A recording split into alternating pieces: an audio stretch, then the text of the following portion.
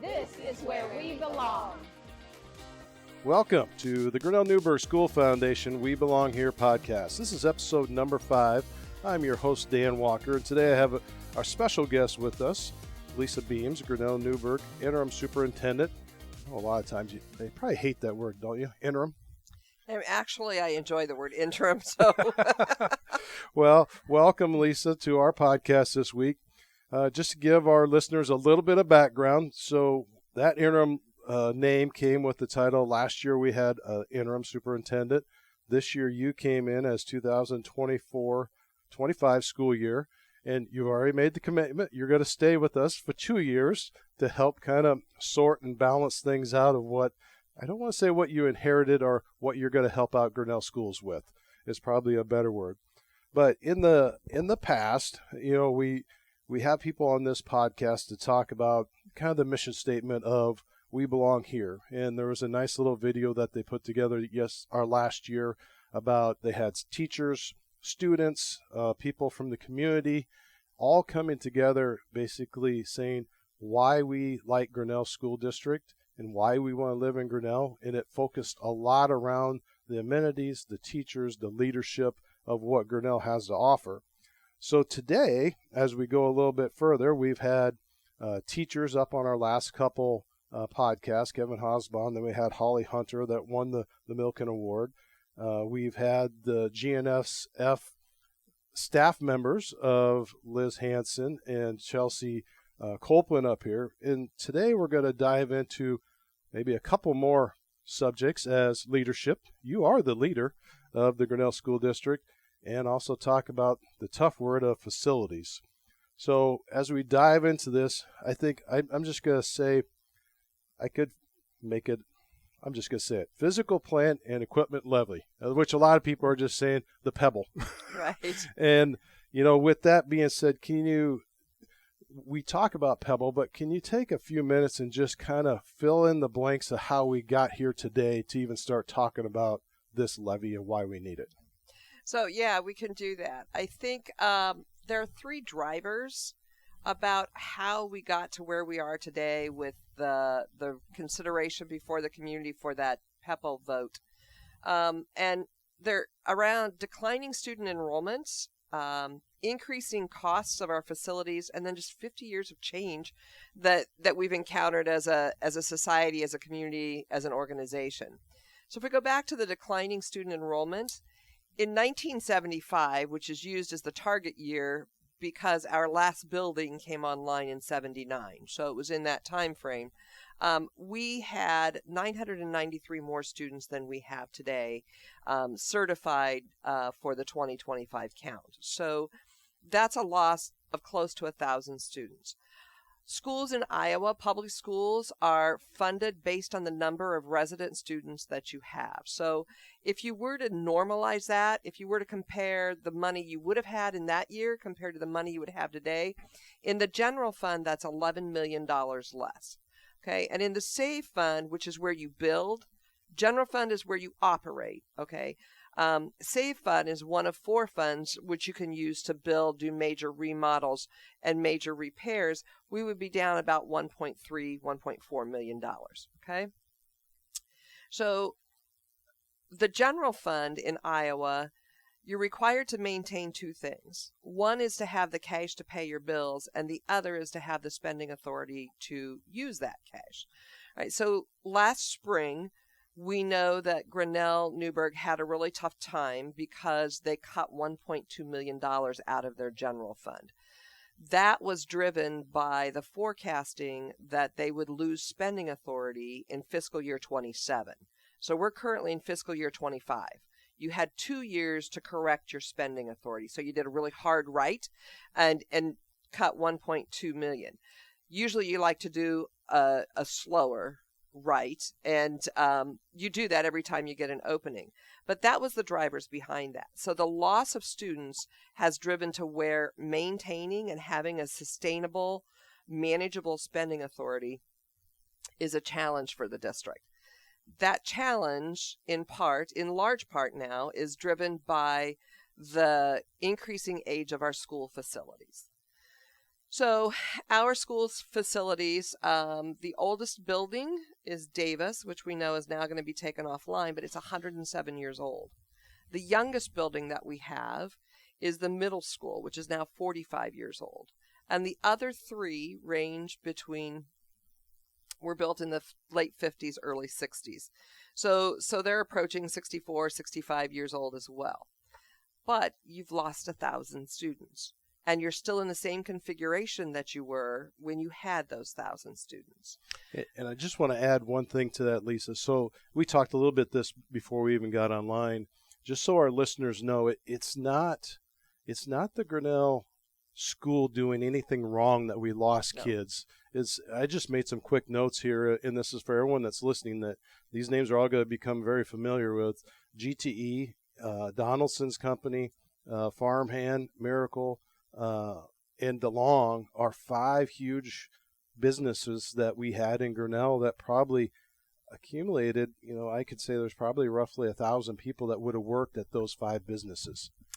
And losing those over the past 15 years has resulted in loss of kids. Right. As well as I think you have smaller families. There are probably fewer farms they're consolidated into larger farms. And so that's all a piece of it. Actually, I had a community member who came in and said, I want to know how many teachers you employed in 1975 compared to how many you employ today. So we didn't have the gen ed classroom numbers. But we went back and divided by 20 and we're within a couple of the gen ed teachers. The piece to remember, going to our third piece about society's changes, special ed was not, it was a law from the mid 70s to the degree that we have. We now employ 16 special ed teachers. Preschool was not part of our programming. All day kindergarten was not part of our programming. ELL we didn't employ an ELL teacher, talented and gifted. You might have had something, but it wouldn't have been as required in law. On the other side, we all went to school and we knew we had business and we had family and consumer science and we had industrial tech, but the expectations for what you offer within those programs have also increased. So you have to offer 4 career tech strands, and you have to have 4 units, which is 8 semester classes in each one of them. And that's the minimum. So a lot of expectations have shifted. So we had approximately 39 additional teachers that are required because of changes in law that we now have. So back to our piece, we're still operating 3 elementary schools, but we have 1,000 less students. We're always going to have a middle school. We're always going to have a high school. They may look different in how they're structured, but those 3 elementary schools are now a big driver in terms of the operational costs that we have in the general fund that we need to be able to manage. And as a building ages, not unlike our homes, they take more money, except when you go to do an infrastructure project in a building, which when you get to 60 years of age, or even the last renovations were done in the 90s, that's multi-million-dollar projects that you're talking about in each one of our buildings. So an example I would use for that in terms of cost is, we know in the general fund, Davis Elementary costs us about $100,000 a year in utilities. And each of the other 2 elementaries are costing us about $50,000 in utilities alone. And a new building would be projected to have potentially a cost of $100,000 in utilities before you consider geothermal or solar to be more efficient. So those are examples that we have within that. I think if we look at the instructional side, which is equally important, we share a lot of teachers across those 3 buildings. Every time we put a teacher in a vehicle, 10 minutes to prep to leave, 10 minutes to travel, 10 minutes to prep to teach, it's a half hour. It's a half hour that teacher could be spending with kids, helping kids. And so that's an impact of what we have. 50 years of change, we know that society has shifted. A lot of innovations and discoveries have gone on. Population shifts. I just like to highlight that a couple years ago, when public education started to get really critiqued because our student achievement as a state was declining, I went out and did some research.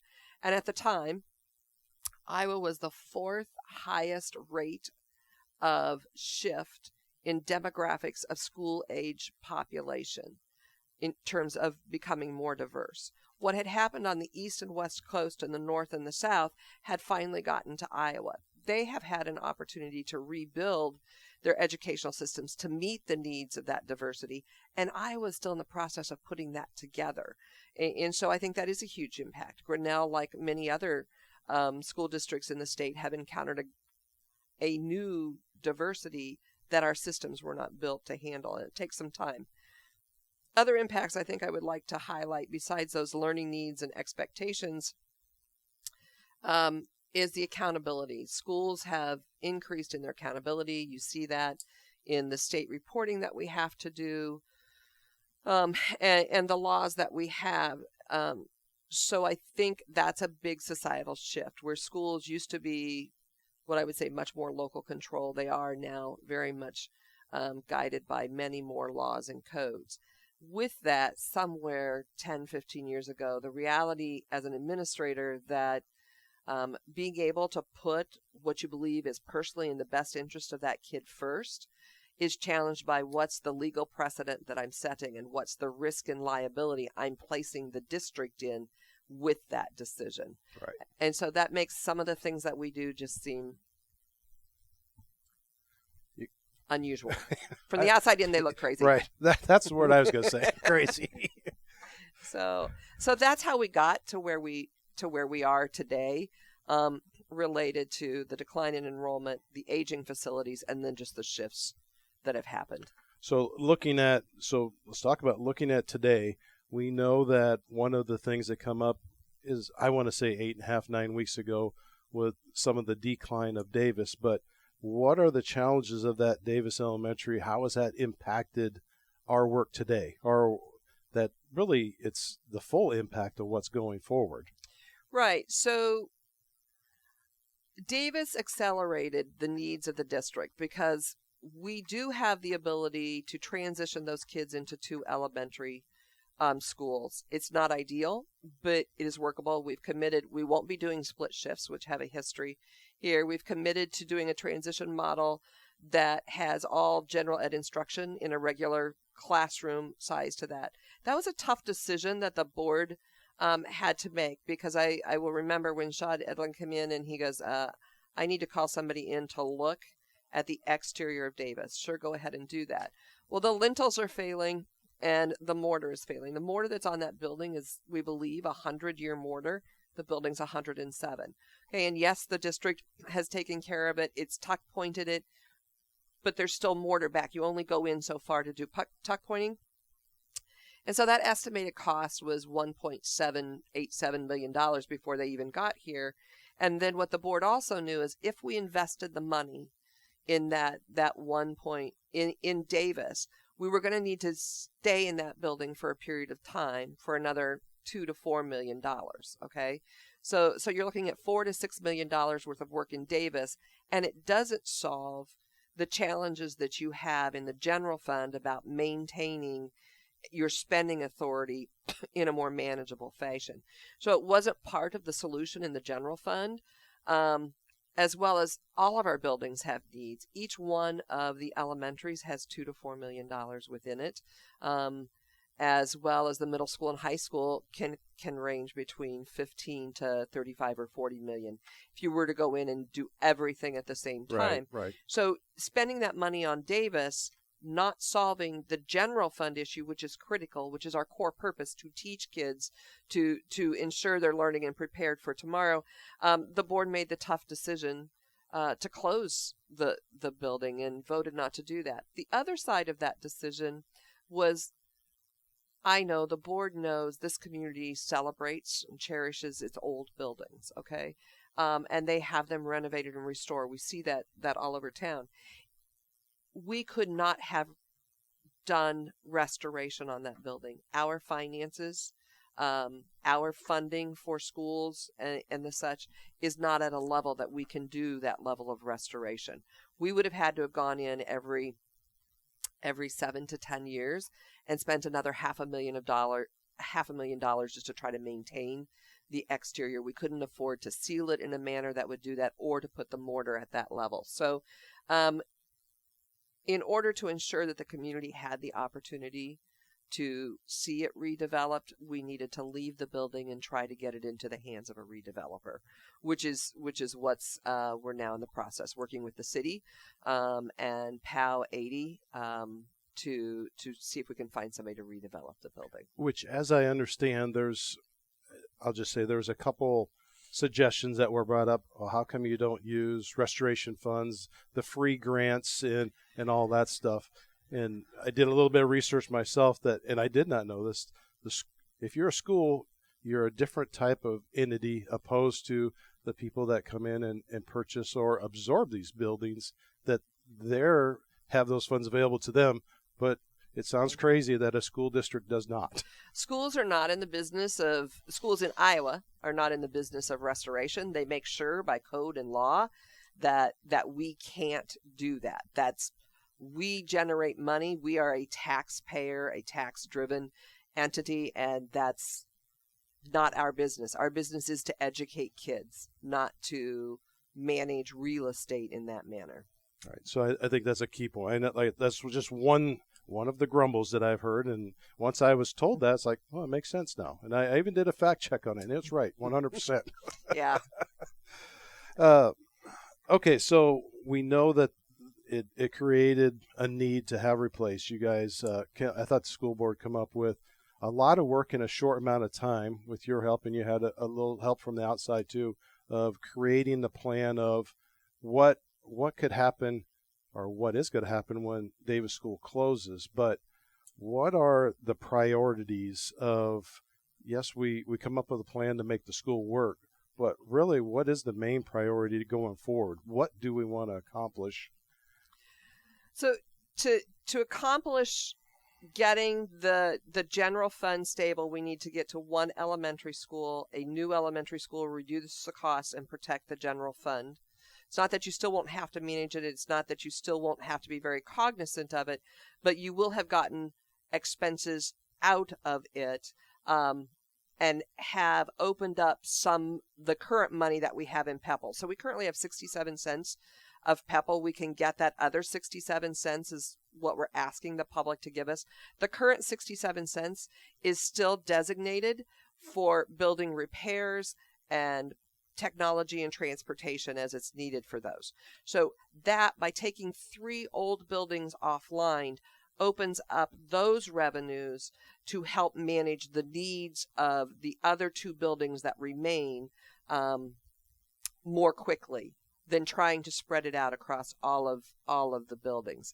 So our goal is to take that new 67 cent levy, if it's approved, combine it with resources that we have, and we'll get to this a little bit later, in order to bond, to get revenue purpose bonds. It's different than general obligation bonds, in order to build a new elementary school. And you already said this earlier, that by making one school and taking 3 offline, that the proposed upkeep of a new school was $100,000.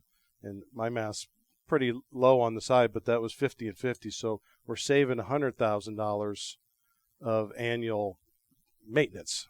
Right. The other thing to remember about $100,000 this year in increased spending authority snowballs as you go forward. So yes, you can say, well, $100,000, that's not a lot, but it is when I do it this year, and I don't have that cost going forward.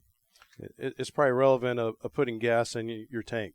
Today it could be $2.79. Next week it's going to be $3.25, and that just, the relevance, all right. Upkeep maintenance goes all the time. Okay, I guess let's move on to the big one, the gift. We've been blessed with the Arns Family Park Foundation, and the Arns family has blessed, I guess, the city of Grinnell over the past 20-some years of giving the land back, creating the park, creating all of these outside activities and inside activities. And at the 3 board meetings ago, Julie Arns presented to the school board, which it wasn't a surprise to you because you knew about it beforehand, but I think it was a great surprise to everyone, of gifting 40 acres or a partial of the Arns Park Foundation. What does that gift do for the planning of if the Pebble passes? Yeah, so I think I'd like to backstep just a little bit to make sure that was a surprise to the community, which is obviously we did know, and before that presentation was made, the district had done its due diligence. I had done the due diligence to make sure we'd always committed in the process. We will not purchase land. Land would take money away from actually the physical structure. So the plan was we will build on middle school property. It's the largest property that we have, short of the high school. And it didn't make sense to put it out here. You don't put a high school and elementary that way typically. So it was going to the middle school unless we had comparable or better land. So the Arns Foundation came forward and said, we'll do this to support this work. This is a way of giving back to the community with this land. So we worked with Alliant to compare cost, and that was basically equal. It was going to cost us about the same they anticipated. We worked with the city, and the city was gracious enough to allow us to have access to the city engineers so that they could work to determine what the pros and cons were of each property. Each has the access. Each kind of needs something in a lift station potentially. The Arns property does have more cost. It has water, is just fine, but it's the pressure. And so work has to be done related to the pressure on that property. We had CMBA, who is the current architect engineers for the school district, analyze both properties and physically look at both properties. The Arns property is beautiful for an elementary school. It's flat, it slopes a little bit, it's been laid out that way. The middle school is more challenging because it has lots of elevation challenges within it. And so if I'm standing at the south end of the middle school and I look to the property line, there's a 6-foot rise. All right. And we know we have the old football and softball field, and we have lots of sloping, as well as I was talking to somebody, you'd be required to build a retention pond. And then we were always unsure about if we wouldn't get into the middle of it and need to move the transportation building, if we were going to have enough to deal with transportation pattern and all of that within the facility. And someone stated to me, it's kind of like, do you want to put money into moving dirt? And so the Arns property was deemed to be the better property of the two, and the board, considering that we have done our due diligence, has accepted that gift. The gift is subject to the passing of the PEPL, and if it's passed, then we will proceed to finalize an agreement. That's one side of it. The other side of the surprise was just Arns, that property is used for lots of things within the community, and there are lots of concerns that have been expressed. Some of them that kind of from the outside in just really got me off guard, because I respect it. I never would have thought those would have been pieces, because I thought assumptions about school districts would have held. And a couple of those kites over Grinnell and the fireworks, that's schools, those are held on school properties a lot across the state of Iowa, across the country, those types of activities. So that was like, that we would never do anything like that. The use of our parking lot. Our parking lots are used for lots and lots of things, and so that was another, well, we won't have the parking lots. Yeah, you would have the parking lots. Soccer fields have garnered lots of attention. And this, I think, is the example where I say, we were challenged no matter how we went about doing it, because had the Arns Foundation and the school district sat down with critical partners in the community and held conversations, we all would have been accused of not being transparent or being trustworthy with it. So this was the approach to take it, and appreciate that. But the soccer fields are the prime example. The school has an old football field and softball field that with a little work can make really nice soccer fields. Okay. But that may not be the best spot. That may not be there may be something else out there. So for us to come in and say soccer fields are going to move to the middle school isn't being a good partner with our community partners. But we can't have those conversations until we get to the other side of the voted PEPAL. And so the soccer fields will have a home. Where they go is going to be based on the conversations with lots of people at the table to figure that out, because it's not our decision alone. The GARC has also, people are concerned about what's going to happen to the GARC. The intent of the district is not to take any services away. The intent of anybody, ARNS, us, the city, the family center, is not to take services away, but to maintain them or provide better services to our community. But again, those conversations, those answers can't be determined until we have the opportunity to have the voices in the room to figure it all out going forward. So I really hope that people can appreciate that. We have opened up a survey for questions, and I'm working on responses to that, where if you have a concern, you want to know about that piece, then go out and fill out that survey, and we'll get you a response that way. Okay, so as we keep moving on, still I just want to thank, and this Friday I'm going to have Julie Arns and Chad Nath on to talk a little bit more about the gift of giving that.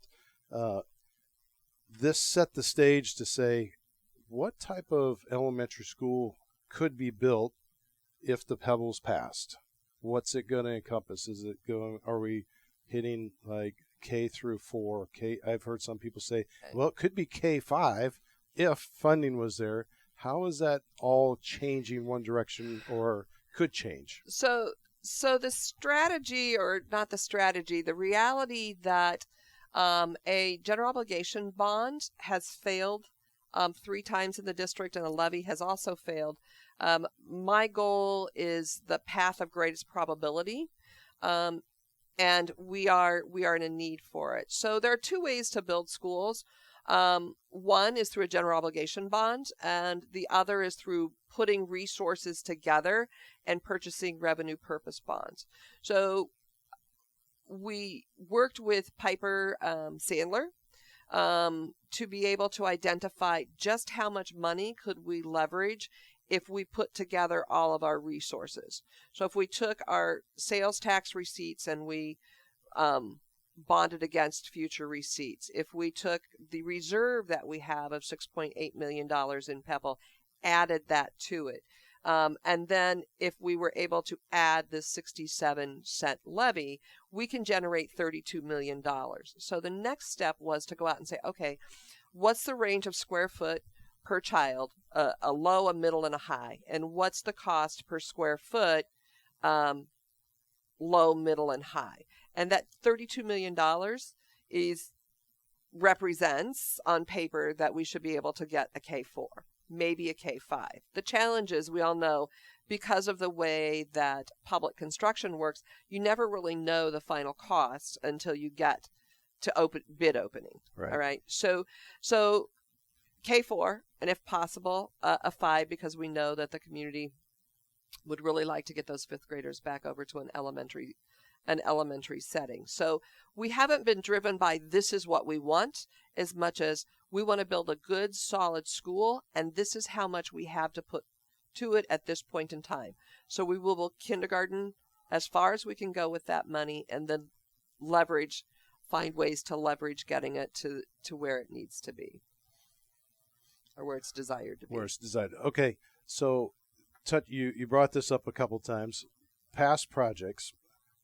And I don't want to say your opinion, but why do you think past levies or general bond obligations have failed? I don't know if I can. I mean, I hear a lot of pieces around it. That's not fact. That's all perception. I think I can only draw the line in the sand and move forward. So debating those and why they did or they didn't doesn't do us any good. What I do recognize is there's a great deal of mistrust. I don't think anybody that I've talked to in the community per se doesn't understand the why Okay. It's the how. So there was something in the how that perceptually or in reality didn't work for people. So we have tried to work to be very transparent. We are working to build it on need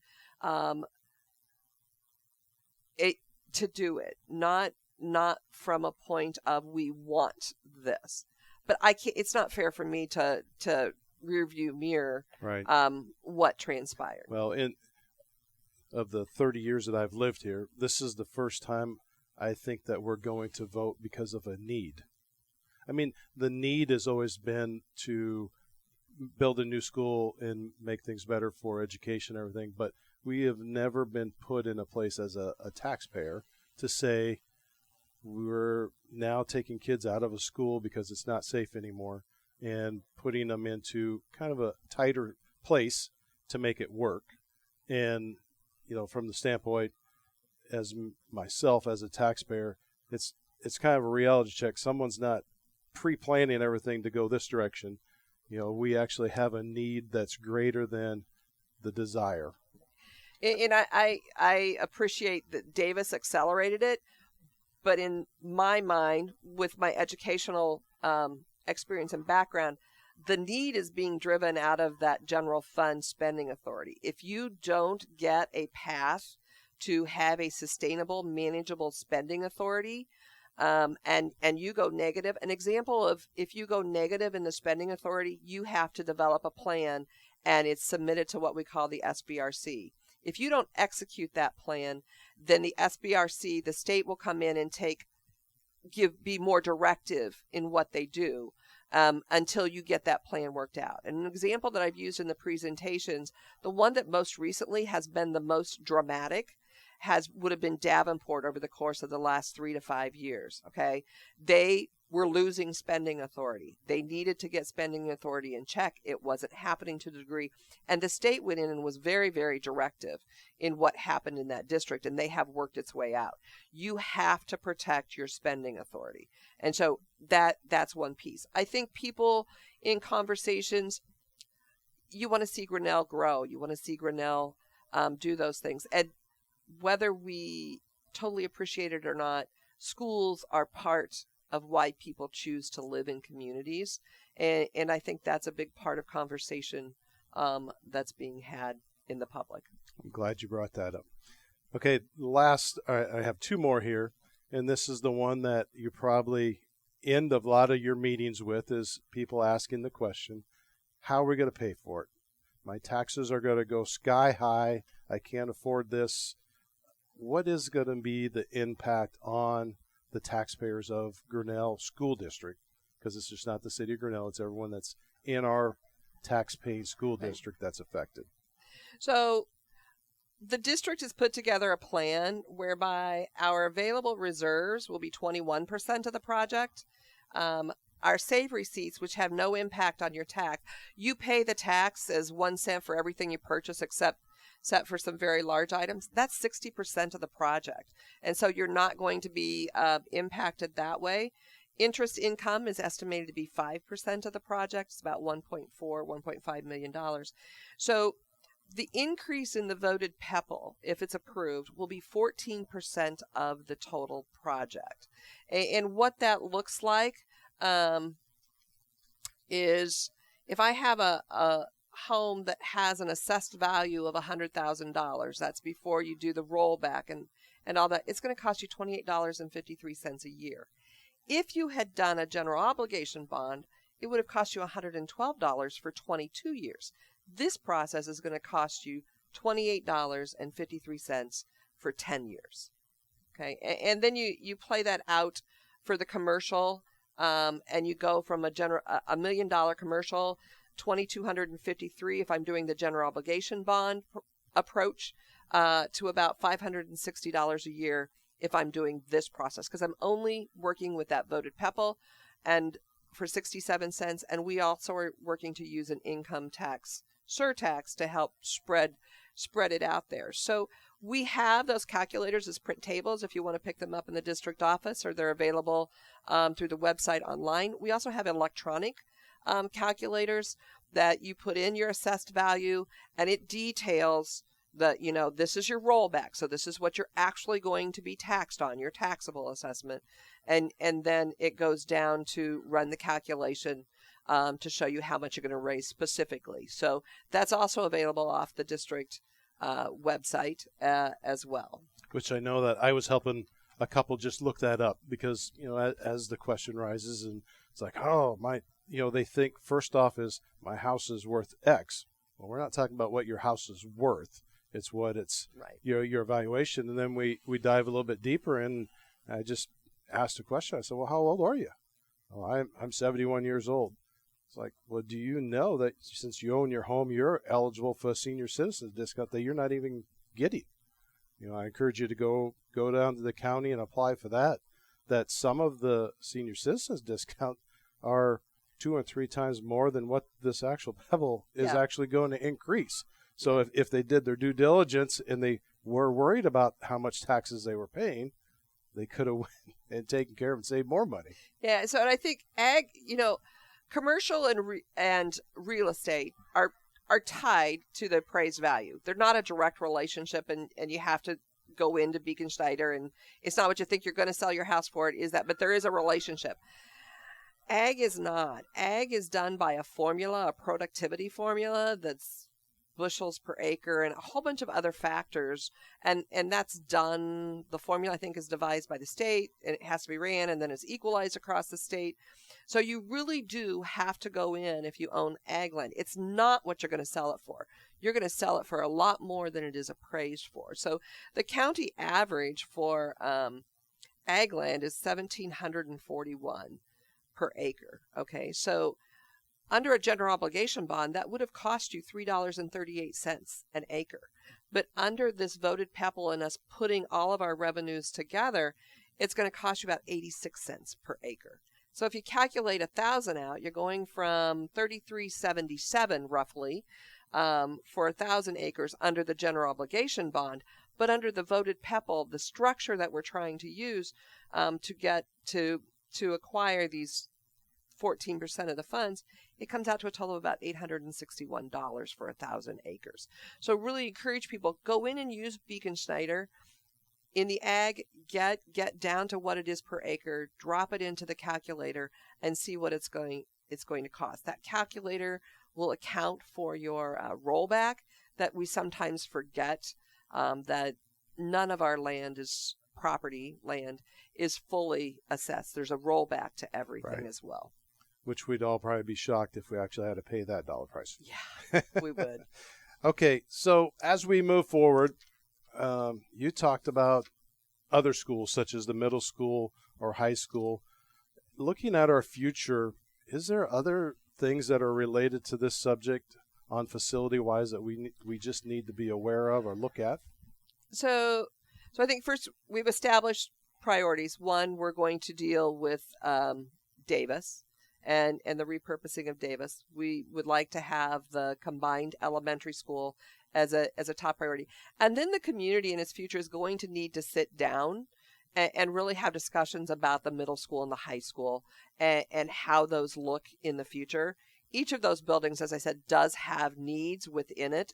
Some of them, the infrastructure needs of buildings that are the high school in the 60s and the other one even in the 70s that has needs. So you're going to need to sit down as a community and have those conversations around that piece. What we're dealing with now, and then that would be later. I think the other thing I'd like to note, which is kind of a sidebar or bird walk, but I've heard a lot in the community about that middle school, that 1975 building. That board really let us down. That board, and I take the people back. I said, what was going on in the 70s when that building was being designed? We were in the middle of an energy crisis. And when you're in the middle of an energy crisis, fewer windows, all right? And it has it started out with this electrical system in it that is different than what you typically find then or now compared to then. And that again was driven because of the energy crisis. They thought that was going to be more efficient. Okay, and then you have these open walls or you have these movable walls in different places within it. Well, if you think that building was designed by a generation and input from people who were coming out of the 60s, okay, which was a much more embracing, and we're going to all be working together or engaging much more, and that hasn't transpired. It's not the same 50 years in the future. And so I think that board did serve you well. The people that designed it serve you well. Most of those buildings have now been decommissioned. They haven't maintained as school systems. So I think those are all parts of discussions that will need to be had in the future. Well, it's the middle school, for one, excuse me, is when you walk through it and you look at it, it is unique. I mean, it's basically, it's a shell structure that has configurable walls in multiple places. So over the past years, as classrooms have grown, and it has served its purpose in letting you move things around. It's just that as we would go and have conferences there with both our boys, which are now out of school, and the walls are so thin that we could hear the conference in the wall next door to us. Yeah, and I think it has to be a challenge for a teacher when you're trying to teach too. And so when I'm in it, oh man, that is an amazingly designed school. It's the structure, that media center in the middle, the mini theater, and all that. It's a well-designed layout. But yes, it's the rooms and it's those pieces. And 50 years has brought, we have large group, but we then have kids working in small groups. And that's not the way that it was. But and we know now, hindsight, that the lack of windows and that HVAC system didn't work. It didn't hold. Electricity is very much more expensive today. A lot of changes, which I would hope that if when this does go through its vote, which is March 4th, is when it gets presented as a question to the community, that anything that's built today, and as I travel the state quite a bit, eastern Iowa, that when schools are getting built, they are utilizing, and you talked about a proposed $100,000. A lot of them are trying to even hit goals less than that, of how they could build efficiencies in to the school with the heating cooling systems. And if you had the little bit of extra dollars up front to pay for the geothermal or some of those things that give you a better return on your investment 5, 10, 15, 20 years down the road, those are great opportunities for us. So Lisa, it's been informational for myself. I've sat and listened to you two or three times, or I listen to every school board meeting to hear you speak and what's going on. And I just want to say thank you for taking the time out of your afternoon and coming up here. And this will hit next Monday night to all of our listeners out there. And I want to say thank you to our listener base. We have started with 25 people listening up to the last one we did was 75 people listening, and it's getting shared throughout the community. So I hope what we're doing here, people enjoy it and will take some information away from it. It's a great service to the community. And if anybody has questions, please feel free to call the office. Amy, if she can't answer them, I'll gladly work to get back to you and answer those questions. And for the people who watch this on YouTube, I will also post the website that you could actually see the calculators and see all the information that Lisa talked about during the podcast today. So, Lisa, again, thank you very much.